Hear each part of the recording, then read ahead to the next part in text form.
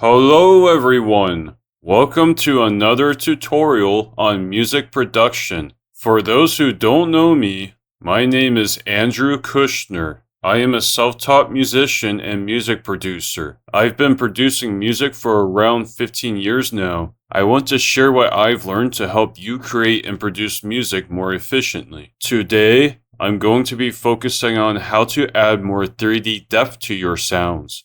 You may have come across 4D or 8D audio on YouTube and elsewhere. While this type of audio is not really anything other than 2D, it uses techniques that make the listener perceive it as more three-dimensional. I have previously covered this with drum patterns, but this time I'm going to be focusing on how you can apply 3D effects across various sounds, not only for beats. There are different ways to achieve a 3D effect, but the three ways I'm going to be focusing on today are by using detuning, time shifting, and automation with panning. All of these techniques are beginner friendly, so if you're new to music production, don't worry. Everything that I will show you today is very easy to learn. I will be using this free DAW, LMMS, to demonstrate today's topic, but the things I will teach you can be applied to other DAWs as well. Let's get started. First, let's talk about detuning. This is a technique that goes way back. Even on some of the classic synthesizers of the 70s and 80s, musicians would use detuning to create thicker, more spacious sounds. In today's world where we have DAWs, we can quickly achieve spacious 3D effects by using detuning within a plugin or across different sounds. For example, let's look at how detuning inside of the triple oscillator synthesizer creates a thicker sound. Here's what two oscillators sound like when they are in tune. However, here's what happens when I introduce just a little bit of detuning. Before, after. Notice how much thicker the sound became and how much more it is filling up the stereo channels. Alternatively, we can achieve a 3D effect by duplicating sounds, panning them to opposite ends of the stereo channel, and detuning each one. Here's a simple Zen-Ab sub-effect synth pad sound.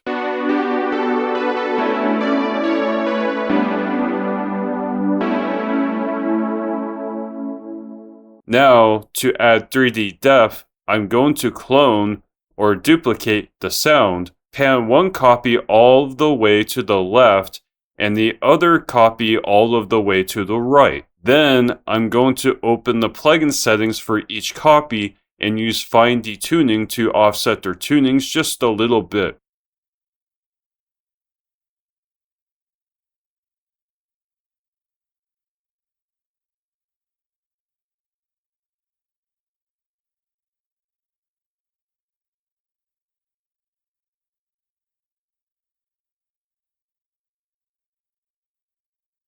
Here's what it sounds like now.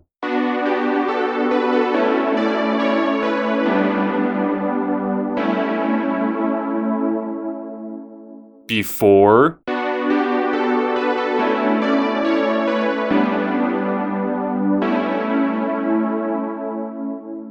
after.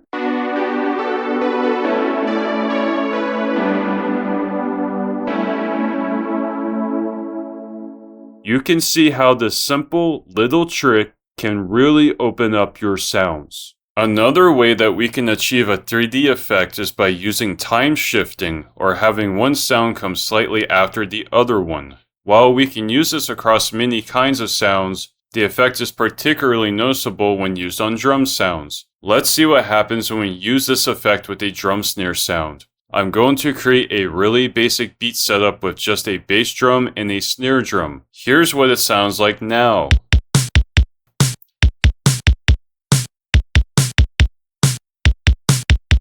Let's clone our snare drum 2 times and mute the original copy so that we can focus more on the 3D effect with the 2 new copies. Like we did with the detuning technique, let's pan one copy all the way to the left and the other copy all the way to the right.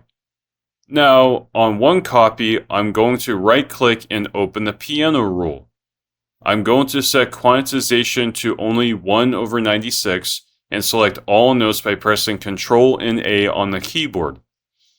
Then I'm going to drag the notes to the right by only one interval and then let go and exit the piano roll. Here's our new sound.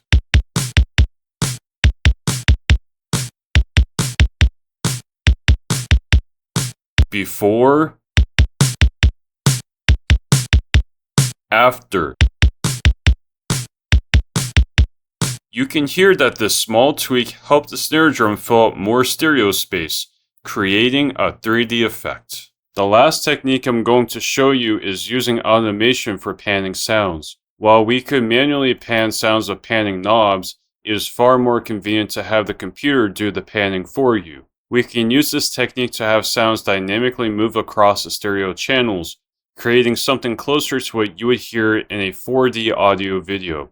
To do this in LMMS, I'm going to add an automation track to the song editor. Then, for the instrument that I want to pan, I'm going to assign its panning knob to the automation track by first clicking on the measure in the automation track to activate it. I will also click and drag the area that I just activated in order to fill more space. Then I'm going to hold Ctrl on the keyboard and drag the panning knob of the instrument into the automation track where I activated it. We can see that the name of our instrument and panning appears in the automation area, confirming that panning is now ready to be automated. Double-clicking in this area will open the automation editor.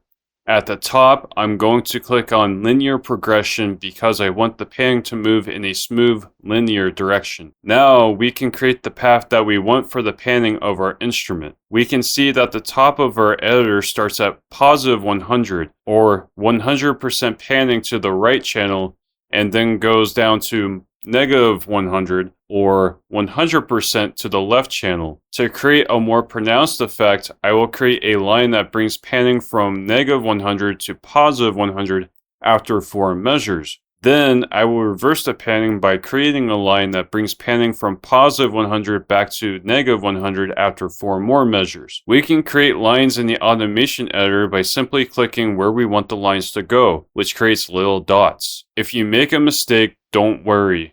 You can erase dots by right-clicking on them and move dots by left-clicking on them and dragging them where you want them to go. This is how my automation editor looks after I apply the lines that I just discussed. Now, let's listen to our sound.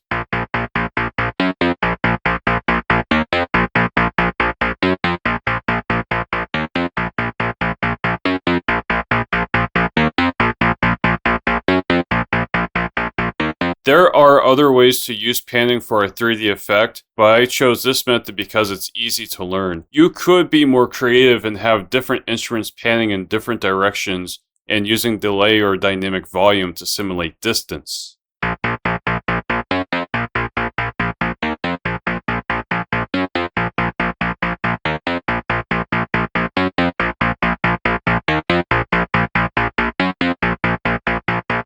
This brings us to the end of the tutorial. We learned how to create 3D effects by making use of detuning, time shifting with delay, and automation. You can now join the trend of creating not only 4D or 8D audio, but quality audio that uses effects that sound natural. I hope this video helps those who are looking into adding some extra dynamics to their sounds. Thank you for watching my tutorial. If you enjoyed it or found use out of it, please give it a like and subscribe to my channel for future updates on tutorials, music projects, and other videos related to music production. I will see you next time.